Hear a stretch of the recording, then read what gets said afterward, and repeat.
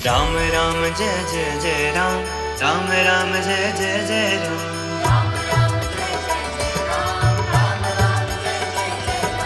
राम राम जय जय जय राम, राम राम जय जय जय राम। राम राम जय जय जय राम, राम राम जय जय जय राम। मेरे राम।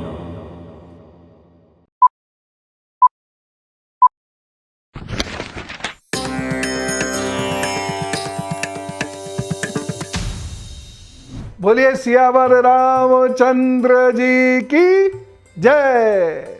राम राम। आज बालकांड में आगे बढ़ते हैं और एक बात बहुत ख़ास है। मैं ये सब चीज़ें इतने विस्तार से इसलिए पेन लेके पढ़ा रहा हूँ कि आप मेरी फौज के सदस्य बने। मेरी फौज कैसी है? वो लाठी डंडे वाली नहीं, तर्क वाली। अब उस फौज के सदस्य नहीं बने तो कसम है आपको श्री राम जी की, क्योंकि बताने का फिर क्या फायदा अगर आप सनातन पर हमला करने वाले लोगों को उचित उत्तर नहीं दे पाए प्रमाण के साथ, तो क्या फायदा है ना। उससे जुड़ने का फायदा तो तभी है। मुझे केवल ऐसे ही थोड़ी बताना है, बल्कि इसलिए मेरा एक प्रयोजन है, एक लक्ष्य है जीवन का, और सनातन की रक्षा के लिए मैं जो कुछ कर सकूं मुझे करना है। और अगर आपका साथ मिल जाए, हिम्मत हो सकती है किसी की कि प्रश्न चिन्ह लगा दे। जैसे एक ने कहा कि श्री राम जी पुरुषोत्तम कहां से हुए? वह तो दलित विरोधी हैं। क्यों? शंभुक को मारा। शबरी के बेर खाना भूल गए। कागभुशुंडी को कितना आदर और सम्मान मिल रहा है उत्तर रामचरितमानस में, ये भूल गए। वो नहीं भूले। दरअसल जो लोग पढ़ते लिखते नहीं हैं उन्हें बेवकूफ बनाना बहुत आसान होता है, और जो बहुत डिस्ट्रक्टिव पॉलिटिकल माइंड होता है ना, वो संस्कृति पर इसी तरीके से हमला करके आपको संस्कृति के प्रति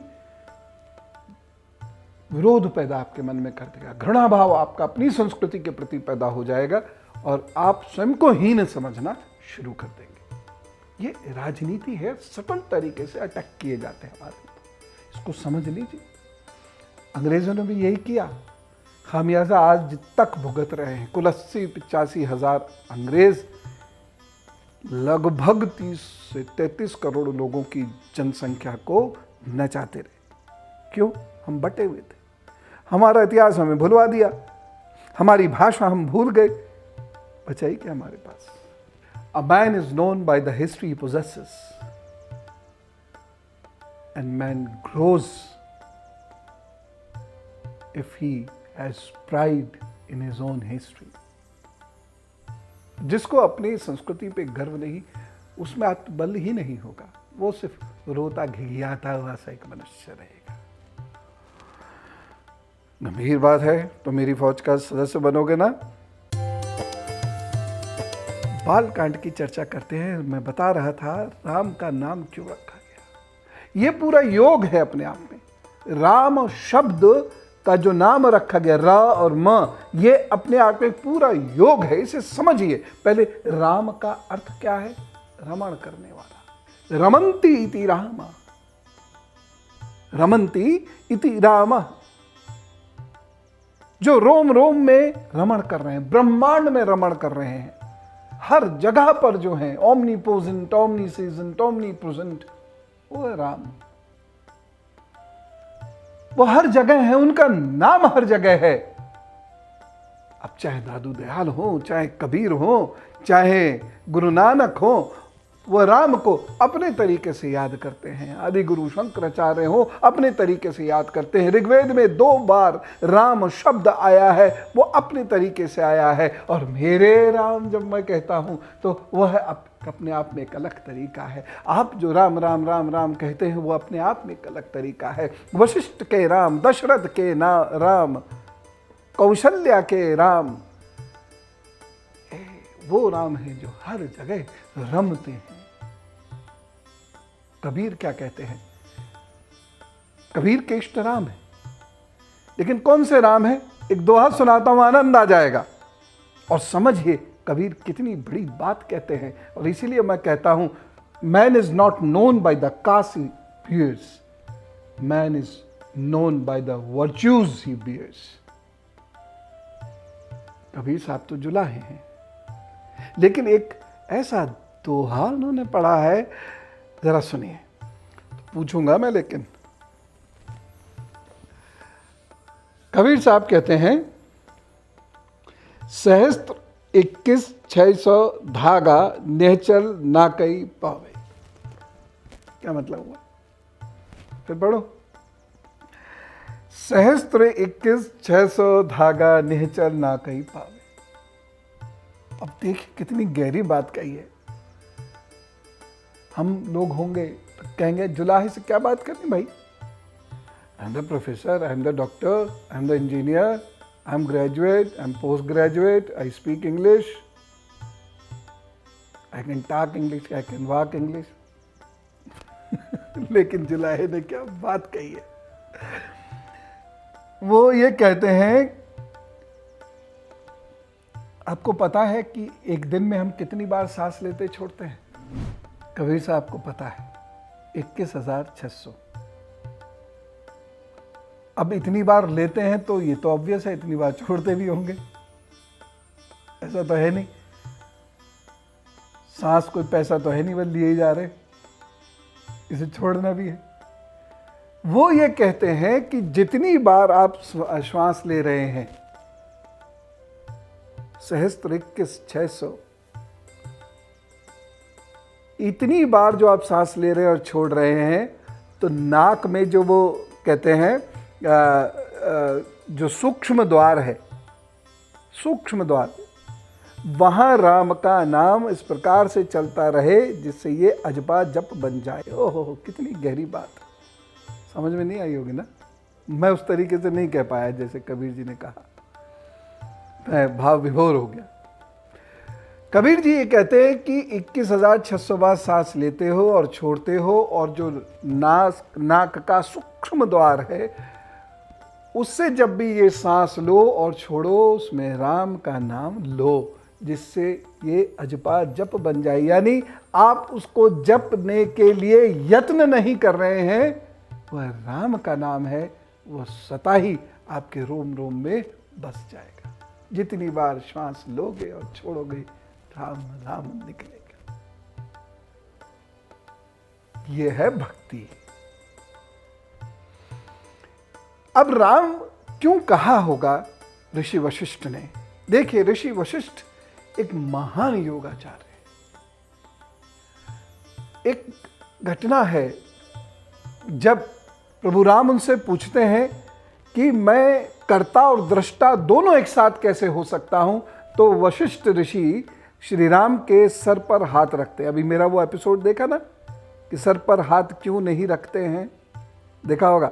वो हाथ रखते हैं और वो अपने सूक्ष्म शरीर की यात्रा प्रारंभ कर देते हैं। ऋषि वशिष्ठ, उनको शरीर वही है, देह वही है, और वह सूक्ष्म शरीर से ऊपर उनको ले जाते हैं और लेके क्या करते हैं? देखो, अब तुम कर भी रहे हो और दृष्टा भी हो। इस प्रकार का उनसे वह प्रयत्न कराते हैं। ये गुरु है, शक्तिपात होता है। तो वशिष्ठ ऋषि ने राम नाम क्यों दिया? जब ये सुनेंगे आनंद आ जाएगा, क्योंकि वह योगी है। और इसीलिए जो वो नाम देते हैं, इसमें दो शब्द हैं, राम। राम का ये नाम रखा गया है चक्र के आधार पर, स्वाधिष्ठान, मूलाधार चक्र के ऊपर स्वाधिष्ठान चक्र, उसके ऊपर मणिपुर चक्र, राम, ये दोनों शब्द वहां हैं। र अपने आप में एक बीज मंत्र है, मां अपने आप में एक बीज मंत्र है। और ये र जो मंत्र है, स्वाधिष्ठान चक्र में 6 कमल हैं, हर कमल का अपना एक अक्षर होता है। तो र और म दोनों अक्षर वहां पर हैं। और किस लोक के स्वामी हैं? भुवः लोक, यानी अंतरिक्ष लोक, तीन मुख्य लोक है ना, पृथ्वी, अंतरिक्ष और द्युलोक। तो ये भुवः लोक के स्वामी हैं। और र शब्द का या राम शब्द का बार बार कीर्तन करने से या लेने से, ऐसे वाला नहीं कि अपना चलते फिरते राम राम और इधर उधर दिमाग लगा राम राम राम राम, साड़ी कैसी है राम राम राम राम, उसने कुर्ता पजामा कैसा पहना राम राम राम राम, वो वाला नहीं। राम कैसे? नाभि से उत्पन्न हो, स्वाधिष्ठान से मणिपुर की यात्रा करिए। मूलाधार हो गया गुदा स्थान, जो लिंग स्थान है, ये स्वाधिष्ठान से मणिपुर की यात्रा। राम, हाँ, जैसे आप सुनते ना मेरे राम, ये आप इस स्तर पर भ्रमरी स्वर से जप करेंगे। राम राम, इससे क्या होगा? स्वाधिष्ठान और मणिपुर दोनों चक्र जागृत होने लगेंगे। इससे क्या होगा? एक तो ज्ञानार्जन होगा और मोह से निवृत्ति होगी। मोह से निवृत्ति होने लगती है जब ये दोनों चक्र जागृत होने लगते हैं। अब आप समझ लीजिए, ये वशिष्ठ है। इसीलिए उन्हें यह मालूम है कि यह ग्रह नक्षत्र में प्रभु पधार रहे हैं, इसलिए इनको वो नाम देना है जिसको बोलने मात्र से व्यक्ति के मोह से निवृत्ति होने लगे, उसके अंदर काल का प्रभाव का डर वह समाप्त होने लगे, वह उसके रोम रोम में रमता चला जाए। इसलिए उन्होंने एक शब्द निकाला, राम राम। आप इस, जैसे मैं आज ले रहा था ना विभाव से, तो जब मेरी आपकी यहां से बात, YouTube की बात पूर्ण हो जाए तो थोड़ी देर बैठ जाइएगा मेरे कहने से, और बहुत शांत भाव से, उस वक्त ज्ञान चर्चा नहीं, बहुत शांत भाव से परीक्षण कीजिएगा मेरा, है ना, एग्जामिन मी, और कहिएगा नहीं कहता राम ऐसे लो, तो राम राम, और बताइएगा 5-7 मिनट बाद क्या हुआ ना, कमेंट बॉक्स में लिखिएगा। मैं बड़ी उत्सुकता से आपकी प्रतीक्षा करूंगा, आप क्या लिख रहे हैं, और आपको जो मैं कह रहा हूं वो महसूस होगा। और इसीलिए जब कोई व्यक्ति महाप्रयाण करता है तो हम कहते हैं क्या है? राम नाम सत्य है। यानी अब आप अंतरिक्ष लोक की यात्रा पर हैं, अब आप द्युलोक की यात्रा पर हैं, भू भुवा स्व। तो ये भुवा और स्व, ये दो लोक की यात्रा पर अब है आप, राम। और अब आपकी मोह से पूर्ण निवृत्ति हो गई है, काल का भय पूर्ण रूप से समाप्त हो चुका है, राम का नाम सत्य है। ये उस वक्त किसको सुनाया जाता है? शव को नहीं, जो उसके साथ चल रहे हैं ना लोग, उनको सुनाया जाता है कि बेटे सुन लो, तुम भी यहीं आने वाले हो।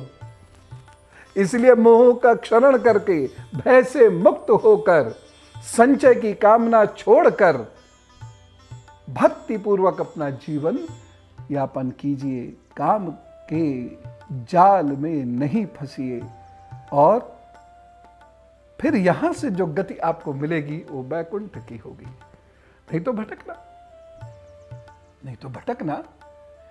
क्या कह रहे हैं गरुण और काक भुषुंडी का जब आप संवाद पढ़ेंगे उत्तर रामचरितमानस में, यद्यपि मैं उसका वर्णन नहीं कर रहा हूं, मैं तो वाल्मीकि रामायण की बात कर रहा हूं, बड़ी सुंदर बात लिखी है।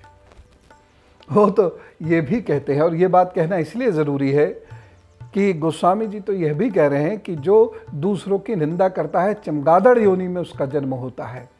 चमगादड़ शब्द उन्होंने लिखा है, और लोगों ने देखिए प्रतिष्ठा पाने के, प्रसिद्धि पाने के लिए इसे कोरोना वायरस से जोड़ दिया। ना रामायण में कोरोना वायरस है, ना रामचरितमानस में कोरोना वायरस है, इसका कोई वर्णन नहीं है, मानस रोगों का वर्णन। तो आप ये सारे जो चीज़ें फेक वायरल हो रही हैं, इस पर धिक्कार लिख दिया कीजिएगा। धिक्कार है तुम्हारे ज्ञान पर, तुम बेवकूफ़ बना रहे हो हम लोगों को, सनातन संस्कृति को बदनाम करो, लिखा करो ऐसे। फेक न्यूज है। आगे बढ़ते हैं। जो ये कांड कह रहा है बड़ा अद्भुत है, इसके आगे का वर्णन अद्भुत है। और क्यों अद्भुत है? क्योंकि श्री राम जी बड़े हो गए हैं, शिक्षा के लिए चारों भाई गए हैं। शिक्षा के लिए कहां गए हैं? आश्रम, गुरु, कुल, वहीं शिक्षा दीक्षा तो होती है। और वहां वो राजपुत्र नहीं है, उनकी वेशभूषा वही है जो किसी अन्य व्यक्ति की होगी, किसी अन्य बच्चे की होगी। उन्हें भी वही कार्य करने हैं जो कोई अन्य बच्चा करेगा। और श्री राम बहुत जिज्ञासु हैं और एक प्रखर विद्यार्थी हैं। एक बात याद रखना, जो प्रखर विद्यार्थी नहीं होगा वो प्रश्न पूछ ही नहीं सकता। प्रश्न पूछेगा ही वो जिसकी बात समझ में आ रही है, क्योंकि जिज्ञासु जो ज्ञान अर्जन करता है वही तो कंफ्यूज होता है। जो कंफ्यूज होता ही नहीं वो ज्ञान अर्जन कर ही नहीं रहा। भाई थकेगा तो वो जो चलेगा। हाँ, वैसे कुछ लोग तो इतना लेटे रहते हैं, लेटे लेटे थक जाते हैं। लेकिन अगर इस मजाक से हटकर बात करें तो जो ज्ञानार्जन कर ही नहीं रहा उस पर प्रश्न ही क्या आएगा? प्रश्न तो उसी पर आएगा जो सोचेगा। और श्री राम जी प्रखर विद्यार्थी हैं। और कौन कौन सी शिक्षा लेते हैं? वेद की शिक्षा लेते हैं। बाकायदा एक सिलेबस होता है और उस सिलेबस के अनुसार शिक्षा दी जाती है। और यहां तक कि शिक्षा में स्वर कैसा होना चाहिए, बोलना कैसा चाहिए, तहजीब तक सिखाई जाती है। और यही कारण था कि श्री राम लक्ष्मण से कहते हैं, वो जो है ना, जो शख्स हनुमान जी के लिए कहते हैं, वो जिस भाषा में बात कर रहे हैं इसका मतलब है कि इनको सामवेद आता है, क्योंकि इस मधुर भाषा में वही बात कर सकता है। ये बात वो कहते हैं, आगे मैं आपको बताऊंगा, इसका वृतांत तो बहुत तफसील से बताऊंगा। तो यहां पर श्री राम जी को वह शिक्षा दी जाती है और हर बच्चे को तमीज से बोलना सिखाया जाता था। और यह शिक्षा मैकॉले की शिक्षा का आज हिस्सा नहीं है। भारत के बच्चे इसलिए मैनर्स, एटिकेट्स क्या होते हैं जानते ही नहीं। किसी बच्चे ने एक बार, यूट्यूब बच्चे थे या बड़े पता तो चलता नहीं क्योंकि आप लोग फोटो भी नहीं लगाते, तो लिखा कि आपको जैन धर्म के बारे में यह बताना चाहिए था। लिखने का तरीका यही था। मैंने कहा कि आराम से बात की जाती, मैंने कौन सा गाली दी? यानी गाली से नीचे अपशब्द होता ही नहीं है। यह शिक्षा आज बच्चों की नहीं, और केवल आज के बच्चों की बात नहीं कर रहा, उनके मम्मी पापा अपनी जिम्मेदारी से बच नहीं सकते, उनके पास भी वो शिक्षा नहीं है। उनके नाना नानी, दादा दादी भी बच नहीं सकते अपनी जिम्मेदारी से, क्योंकि उनके पास भी वो शिक्षा नहीं है। तहजीब बहुत जरूरी है। ये श्री राम जी को सिखाया गया था, ये उनके सिलेबस का अभिन्न अंग है। इसके साथ साथ श्री राम जी धनुष चलाना सीखते हैं, हाथी चलाना सीखते हैं, बाण तराशना सीखते हैं। यानी राजकुमार होंगे लेकिन यहां तो विद्यार्थी हैं। और कैसे विद्यार्थी हैं? जिन्हें आगे जाकर एक सैनिक बनना है। एक सैनिक को अपना अस्त्र शस्त्र स्वयं मैनेज करना आना चाहिए और तलवार चलाना सीखते हैं। और श्री राम जी के पास बहुत सुंदर तलवार भी थी, दिखाई नहीं जाती, लेकिन यह तलवार थी। अरण्य कांड में इस तलवार का मैं वर्णन करूंगा। तो ये बाकायदा उनका सिलेबस है। कृषि भी आती है, पर्यावरण की समझ भी है उनको, राज्य की पूरी व्यवस्था वो कैसे बनाते हैं ये सब पढ़ाया जाता है। राम राज्य की स्थापना ऐसे ही नहीं हो गई। और वो एक बहुत कुशल प्रशासक थे, स्ट्रांग एडमिनिस्ट्रेटर थे। ये सब चीजें वह पढ़ते हैं। पढ़ने के बाद उन्हें, जब उनकी शिक्षा पूर्ण हो जाती है, तो उन्हें उपाधि मिलती है स्नातक की। योग वशिष्ठ में उनको स्नातक कहा गया है। अब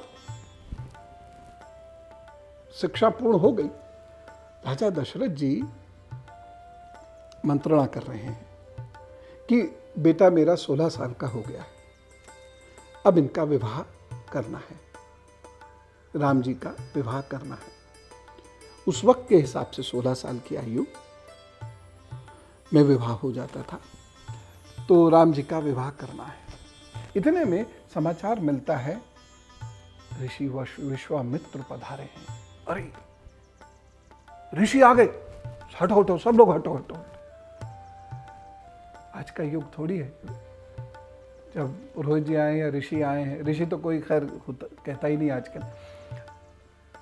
अरे अभी आ गए ना, ये मांगेंगे देखना जरूर कुछ, ये गायों का चंदा लेंगे अभी। समय बदल गया है। तो वो ऋषि आए, अरे सब लग गए उनकी सेवा में। राजा सम्राट दशरथ स्वयं वहां पहुंच के और उनकी शान में बड़ी बड़ी बातें कहते हैं और उनको आसन देते हैं, आने का प्रयोजन पूछते हैं। विश्वामित्र कहते हैं, दशरथ जी, मारीच और सुबाहु मुझे बहुत परेशान कर रहे हैं। मेरे अनुष्ठान को उन्होंने खराब कर दिया है, रक्त और मांस फेंक कर। मैं क्या करूं?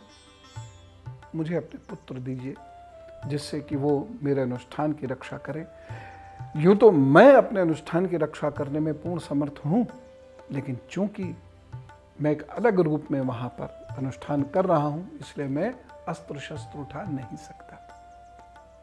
अब ये सुनते ही दशरथ जी बिफर जाते हैं, रोने लगते हैं। मेरे इतने छोटे बच्चे हैं, ये जंगल में जाके मारीच और सुबाहु जैसे राक्षसों से कैसे लड़ेंगे? और वहां कोई एक दो राक्षस तो है नहीं, पूरी फौज है उनकी, वो कैसे लड़ेंगे? नहीं, मैं नहीं भेज सकता। और ये सुन के विश्वामित्र जी को गुस्सा आता है। कैसे राजा, तुम्हारा कर्तव्य है, तुम्हारा कर्तव्य है अपनी प्रजा की रक्षा करना, और विशेष रूप से तुम्हारा कर्तव्य है ऋषियों के अनुष्ठानों की रक्षा करना, क्योंकि वह राज्य हित में होते हैं। और तुम अपने बच्चों को घर में छुपा लेना चाहते हो, राजमहल में छुपा लेना चाहते हो। वशिष्ठ जी बीच में आते हैं और वशिष्ठ जी राजा दशरथ को तैयार करते हैं, राम जी को तैयार करते हैं। और वह राजा दशरथ से कहते हैं कि आप विश्वामित्र जी को सामान्य व्यक्ति मत समझिए, वह अपनी ही नहीं इस पूरे राज्य की रक्षा करने में सक्षम है। अपनी संकोच उनकी छत्र छाया में अपने बच्चों को भेज दीजिए। यह कोई सामान्य यात्रा नहीं थी जो वशिष्ठ जी के कहने से विश्वामित्र जी और राम जी और लक्ष्मण जी को शुरू करनी थी। सामान्य यात्रा नहीं, क्योंकि राम जी की, लक्ष्मण जी की मुख्य शिक्षा दीक्षा इस मार्ग में हुई है। और इस मार्ग में उन्होंने नदी क्या होता है, गंगा नदी क्या होता है, बला और अति बलाद, ये दो विद्याएं क्या होती हैं, यह भी सीखा है। जीवन को जीना सीखा है, राज्य को चलाना सीखा है। गुरु शिष्य जब चल रहे हैं, बड़ा सुंदर दृश्य रहा होगा। वो आगे आगे गुरु जी अपना कमंडलू लिए चले जा रहे हैं, पीछे पीछे अस्त्र शस्त्र से सुसज्जित दोनों राजकुमार चले जा रहे हैं और चुप नहीं है, प्रश्न होते चल रहे हैं। कभी राम जी पूछते, कभी लक्ष्मण जी पूछते हैं, क्योंकि वो है ही इतने विद्वान कि एक क्षण भी उनका सानिध्य मिले तो व्यक्ति को शास्त्र शस्त्र राज कार्य आदि प्रत्येक बात को पूछ लेना चाहिए। उन्हें इतने दिन मिले, वह कैसे इस क्षण को छोड़ सकते हैं? तो आपके घर में जो विद्यार्थी हैं, जो बच्चे हैं, अगर वो ये कहते हैं रामचंद्र जी की शिक्षा दीक्षा तो हुई नहीं, उनको बताइए कि वो बाकायदा गुरुकुल में गए हैं और 16 वर्ष तक उनकी शिक्षा दीक्षा हुई है। उसके बाद वो विश्वामित्र जी के साथ गए हैं और तब रास्ते भर उनकी शिक्षा दीक्षा हुई है। अपने को कैसे पहचाने, अपने गुणों को कैसे पहचाने, शत्रु को और शत्रु के दोषों को कैसे पहचाने, ये भी शिक्षा दीक्षा हुई है। नदी का जल किस प्रकार से बहता है, कहाँ से उद्गम होता है, कहाँ बहता है और उसका क्या लाभ हानि होती है, ये सब शिक्षा दीक्षा वह लेते हैं। एनवायरनमेंट की पूरी स्टडी करते हैं। उसके साथ साथ अस्त्र शस्त्र, राजकार्य, administration, art and science of administration भी वो सीखते हैं, यज्ञ करना सीखते हैं। तो क्या ये शिक्षा दीक्षा नहीं है? उस समय के अनुसार, जिसे आज आप कहेंगे फॉरेन पॉलिसी की स्टडी करते हैं, क्या ये शिक्षा दीक्षा नहीं? अब ये सब होते होते वह पहुंचते हैं कहाँ? एक ऐसे आश्रम में जहाँ कहा जाता है एक पत्थर बनी स्त्री बैठी है। अब ये क्या चीज़ है? लेकिन मुझे लगता है, मुझे आपको शोणभद्र, जिसे आज आप सोनभद्र के नाम से जानते हैं, इसके बारे में बताना चाहिए। ऐसे गंगा नदी के किनारे किनारे वो अभी बिहार के क्षेत्र में आ गए हैं, मिथिला आने वाली है। तो शोणभद्र तट पर वो विश्राम करते हैं, वहां पड़ाव डालते हैं। और देखिए, राजकुमार है लेकिन ट्रेनिंग क्या है? गंगा तट पे सो जाओ। वहां भी वो तारे देख रहे हैं, आकाश देख रहे हैं और प्रश्न पूछ रहे हैं, और गुरुजी उनके बैठे हुए हैं और उन प्रश्नों का उत्तर दे रहे हैं। बड़ा सुंदर वर्णन है, समय कम है, उसकी मैं भी बात नहीं करना चाहता, अलग अलग खंडों में उसकी बात मैं किया करूंगा। अभी तो प्रयास यह है कि आप शीघ्र वो प्रमुख बिंदु सीख जाइए और सनातन संस्कृति की महानता को अंगीकृत करते हुए इसकी रक्षार्थ खड़े हो जाइए। ऐसे बहुत सारी छोटी छोटी बहुत सारी चीजें बताने के लिए मैं बताता रहूंगा आपको। अद्भुत दृश्य है वो, अद्भुत दृश्य। इतने बड़े राज्य के राजकुमार कहीं भी रह जाते थे, तो यहां पर सोनभद्र के, जिसे आज आप कहते हैं, उस वक्त शोणभद्र है, उसके तट पर पड़ाव डाला। तट पर, वहीं पर वो रहने लगे। कभी किसी आश्रम में रह लेते थे, कभी तट पर रह लेते थे। तो वहां पर 32वें सर्ग में आप एक वर्णन सुनते होंगे, कान्यकुब्ज, आज भी कहते हैं कान्यकुब्ज ब्राह्मण। कान्यकुब्ज का वह मूलतः क्या है ये मैं आपको बताता हूं। बात कर रहे हैं एक ऋषि विश्वामित्र जी से प्रश्न चल रहा है, दोनों राजकुमार अपनी आभा के साथ बैठे हुए हैं। तो नहीं है दृश्य। बात क्या हो रही है कि ये कौन सा प्रदेश है, इसके बारे में चर्चा हो रही है। तो ये कुशनाभ एक राजा हैं, उनका ये प्रदेश है। और उसके बारे में जो चीज़ यहाँ लिखी है, मैं आपको जो लिखा है वो बार बार इसलिए पढ़कर बताता हूँ जिससे प्रमाण भी आपको मिले। और देखिए इतिहास कैसे, बात क्यों जानना जरूरी है उसको। महात्मा वसु की यह ग्रीव्रज नामक राजधानी वसुमती नाम से प्रसिद्ध हुई। इसके चारों ओर ये 5 श्रेष्ठ पर्वत सुशोभित होते हैं। वहाँ 5 पर्वतों की भूमि है। वो आगे बढ़ जाते हैं। यहाँ रमणीय सोन नदी दक्षिण पश्चिम की ओर से बहती हुई मगध देश में आई, इसलिए इसे सुमागधी नाम देते हैं। सुमागधी नाम से ये विख्यात हुई है। और ये 5 पर्वत श्रृंखलाएं जो हैं उनको ऐसे करके जोड़ रही है, तो माला की भांति सुशोभित हो रही है। और इसका नाम यहाँ पड़ता है मागधी, ठीक है ना, मगधी। आज भाषा का नाम भी मगधी बोलते हैं ना, मगध की भाषा मगधी। अब ये बड़ा उपजाऊ क्षेत्र है।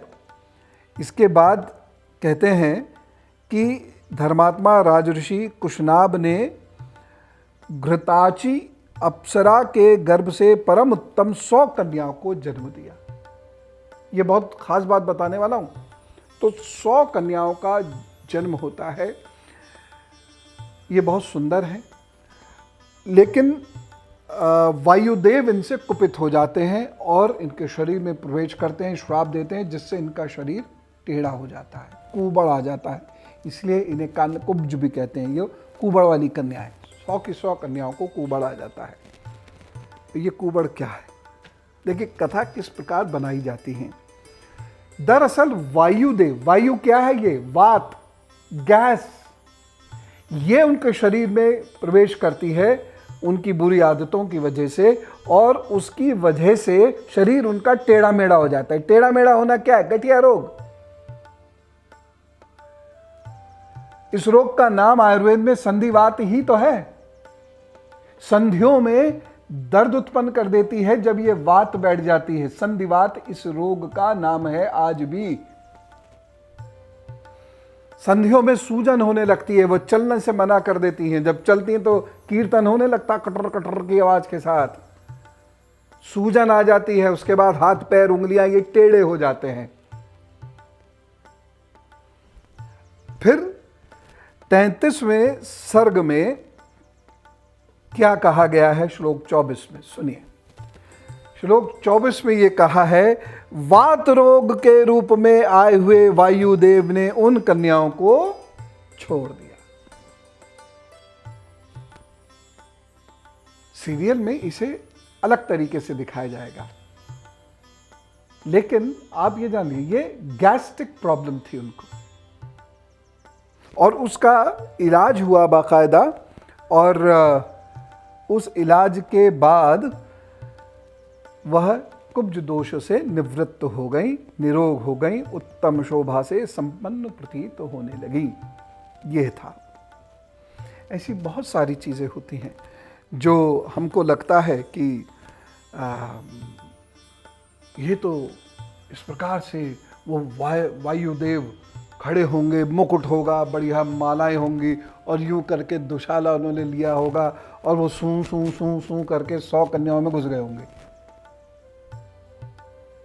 ऐसी तो दिखाते हैं, और ऐसे ही आप लोग कल्पना भी अब करने लगे। लेकिन वो ये है, सिंपल बात रोग है। लिखने का तरीका ये है, काव्यात्मक भाषा, अलंकृत भाषा का प्रयोग किया जाता था, आज नहीं। और भाषा तो वर्षों के हिसाब से बदलती है। जब ये मोबाइल फ़ोन नहीं थे तब की भाषा, मोबाइल आई, व्हाट्सएप की भाषा, SMS की भाषा, परिवर्तन हुआ कि नहीं हुआ? और अब वो भाषा लेटर्स में दिखने लगी है, ऑफिशियल ईमेल्स में भी दिखने लगी। ठीक है ना? तो भाषाएं, टेक्नोलॉजी समय के अनुसार बदलती रहती हैं, उसका प्रयोग भी बदलता रहता है। खैर, उसके बाद सोने की आज्ञा मिली। जो विश्वामित्र जी ने कथा बंद कर दी, तो आधी रात का वर्णन किया, फिर सोने की आज्ञा दी। आज्ञा मिली तब बच्चे सोए। कौन बच्चे? राजकुमार। कौन? राजा राम जो आगे बने, और लक्ष्मण जी। और इन दोनों के बीच में बड़ा प्यार था। आपको पता है कि श्री राम जी को कुछ भी मिलता था खाने को, वो लक्ष्मण जी को देते थे पहले, फिर खाते थे। इतना प्यार था उन दोनों में। खैर, उसके बाद गंगा जी की उत्पत्ति की कथा सुनाते हैं वो। लेकिन मैं जिस बात को बहुत विशेष रूप से कहना चाहता हूँ, उस पर मैं सीधा आना चाहता हूँ, और वो ये है कि एक आश्रम दिखता है, और आपने ये कथा पढ़ी होगी, ऋषि गौतम की ये कथा है। गौतम ऋषि का आश्रम है,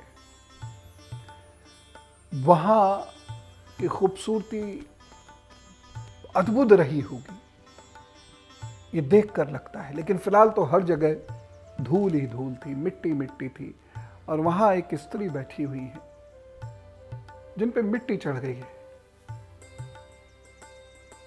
पत्थर की नहीं है, यहाँ कहने का मतलब है उनके भाव पत्थर के हो गए, भाव पत्थर के हो गए। शॉक जब लगता है ना किसी व्यक्ति को, आपने देखा होगा कभी, यद्यपि ये दृश्य भगवान ना करे कोई देखे, लेकिन फिर भी आते तो हैं कि जैसे किसी को पता चला कि तुम्हारे पिता नहीं रहे, तो उसे बहुत देर तक समझ में ही नहीं आता क्या हो गया ये। उसके बाद विलाप आदि होता है। तो ये स्थिति को कहते हैं पत्थर का हो जाना, मतलब निश्चित, निष्प्राण की तरह से। अहिल्या का ये स्वरूप है। ऐसा नहीं कि वो स्त्री श्राप से शिला बन गई, शिला नहीं, भाव शून्य हो गई। क्यों? अपराध बोध है। किस बात का? कि वह शचीपति इंद्र, शचीपति इंद्र, इंद्र एक पद है, इंद्र एक व्यक्ति नहीं है। अलग अलग समय में अलग अलग नामों के राजा, देवताओं के राजा हुए हैं, उसका नाम इंद्र होता है, उसका पद इंद्र है, तो वह उस राजा को इंद्र कहते हैं। तो ये जो इंद्र है, ये शची नाम की स्त्री के पति हैं। इनके बीच में, इनका और अहिल्या जी के बीच में एक अफेयर डेवलप होता है। वो गौतम ऋषि का भेष धर के इस आश्रम में आते हैं। अहिल्या जी को पता है ये गौतम ऋषि के रूप में जो आए हैं ये इंद्र ही हैं, उनको पता है। और फिर उन दोनों के बीच में संबंध बनते हैं। अचानक गौतम ऋषि वहां आ जाते हैं और वह इंद्र को डांट कर भगा देते हैं, श्राप देते हैं इंद्र को भी, और वह अपनी पत्नी को छोड़कर चले जाते हैं, ये कहते हुए कि जब राम आएंगे तब तुम्हारा शाप उद्धार होगा। और राम तब पहुंचते हैं, शाप उद्धार होता है और पुनः गौतम ऋषि फिर उन्हें अपने जीवन में वही महत्ता देते हैं जो पहले थी। अहिल्या को वही महत्ता मिलती है। तो ये शिला नहीं हो गई, स्त्री कैसे पत्थर हो जाएगी? खून कहाँ जाएगा, हड्डी कहाँ जाएगी, और ये वापस कैसे आ जाएगा? जरा सोचिए ना। वह हृदय से पत्थर हो गई, धूल पड़ी है, जबकि वो बहुत सुंदर है, बहुत सुंदर है, लेकिन गलती, अपराध बोध। और फिर उसमें यह आता है कि राम जी जैसे ही उनको अपने चरणों पैरों से छूते हैं, रामचंद्र जी पुरुषोत्तम है, मर्यादा पुरुषोत्तम है, वो स्त्री को अपने चरणों से छुए, वो भी जानबूझकर, असंभव है। और रामायण प्रमाण दे रही है। क्या? सुनिए। उस समय श्री राम और लक्ष्मण ने बड़ी प्रसन्नता के साथ अहिल्या के दोनों चरणों का स्पर्श किया। भगवान माता अहिल्या के चरणों का स्पर्श कर रहे हैं, उनको चरणों से नहीं छू रहे हैं, उनका चरणों का स्पर्श कर रहे हैं, क्योंकि वो बहुत विदुषी हैं। और सबसे बड़ी बात, शक्ति स्वरूपा स्त्री है। प्रभु श्री राम स्त्री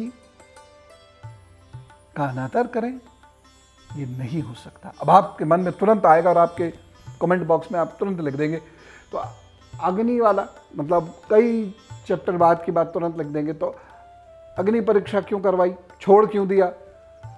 धैर्य रखिए, उसके बारे में जब मैं आपको बताऊंगा, आपको भी अपराध बोध होगा, लेकिन आप शिला नहीं बनेंगे, आप ज्ञानी बनेंगे।